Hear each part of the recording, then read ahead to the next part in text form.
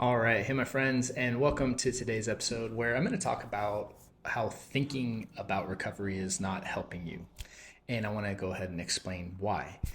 Before we dive in, for those of you who don't know me, my name is Matt Codde. And if you're looking for help on your journey to recovery from OCD, anxiety, and stress related disorders, please check out the links in the notes or head over to restoredminds.com as we have some great resources for you. Also, if you're benefiting from this, please help us out real quick by liking, subscribing. It takes a second, but it really does make a difference. So let's go ahead and dive in. So why does thinking about OCD and anxiety recovery not actually help you?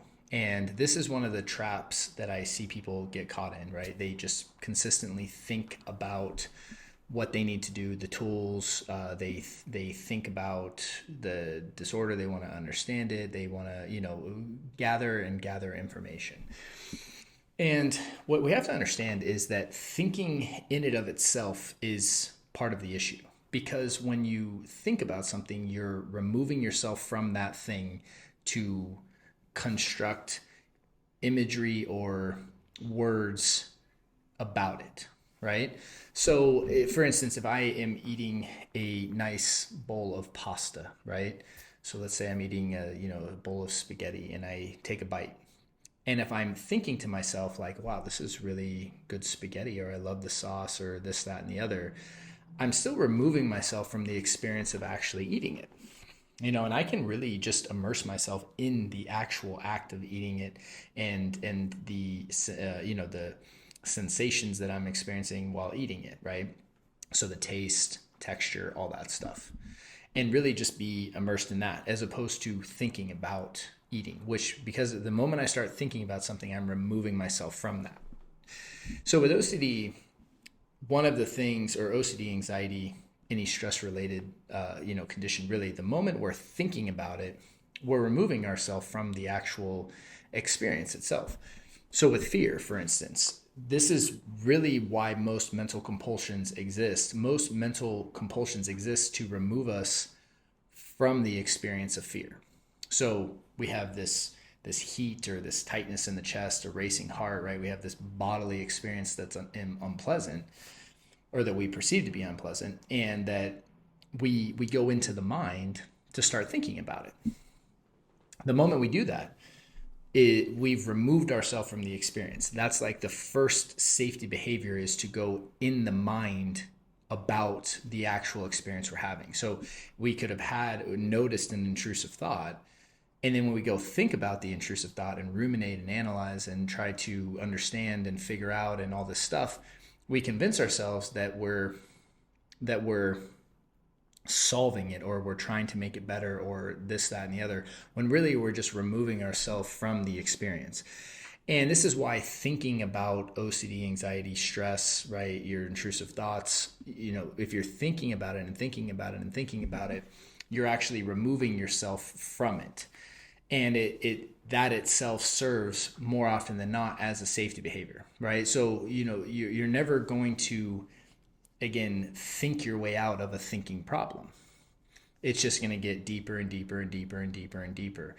And this is why, this is one of the most common traps I see people get caught in, is because we convince ourselves that thinking, analyzing, ruminating, judgment, all the stuff we're spending time doing in our minds, that it's actually helping us, when really it itself is the very thing that often is perpetuating the loop.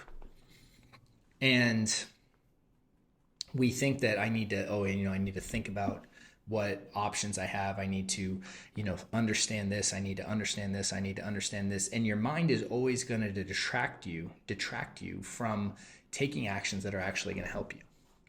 It's always going to, hey, I need to figure this out. I need to analyze this. I need to, it's going to be constantly steering you in the wrong direction, because the mind in and of itself is the problem to begin with.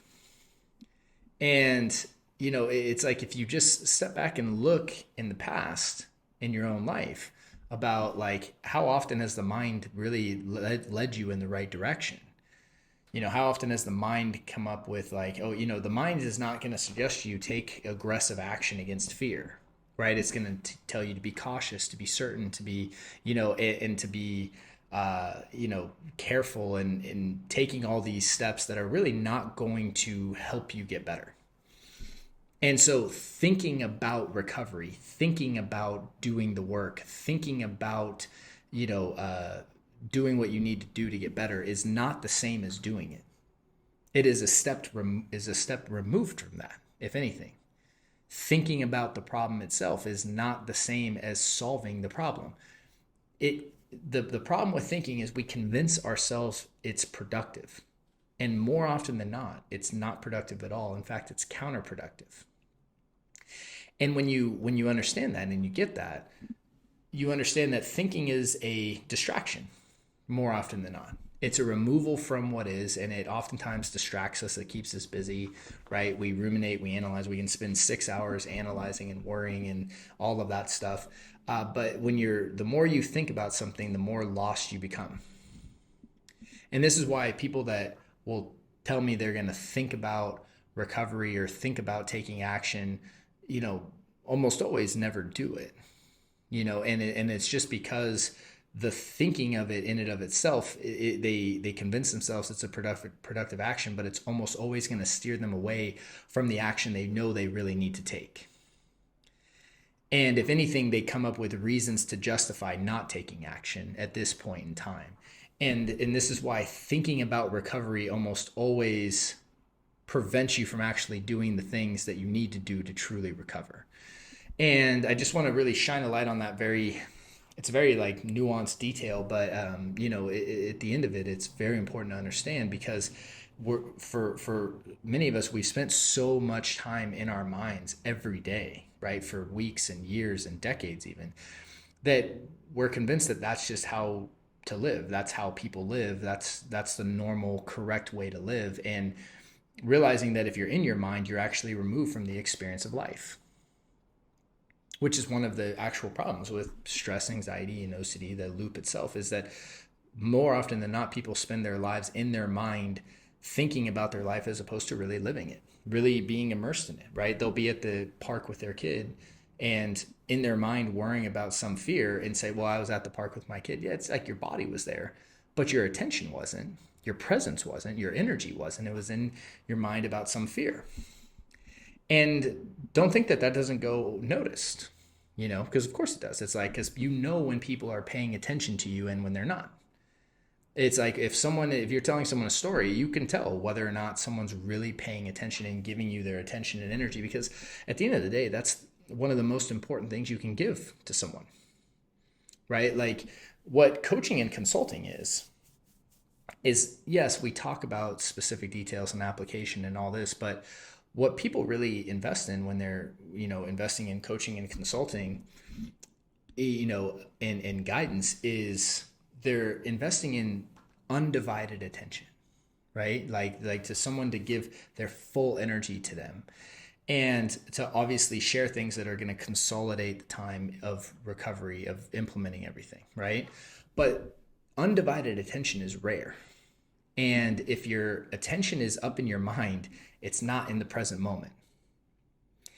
And that's why thinking about recovery is pretty far removed from actually doing what needs to be done to recover.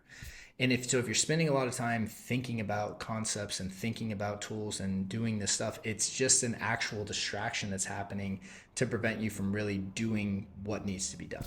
So hope this was helpful. And again, I just wanted to stress this point today. So with that, wish you a great week and a great day and look forward to seeing you on the next episode. Hey there, thanks so much for watching that episode. If you found it helpful, we have some links to some other episodes that we think you might like as well.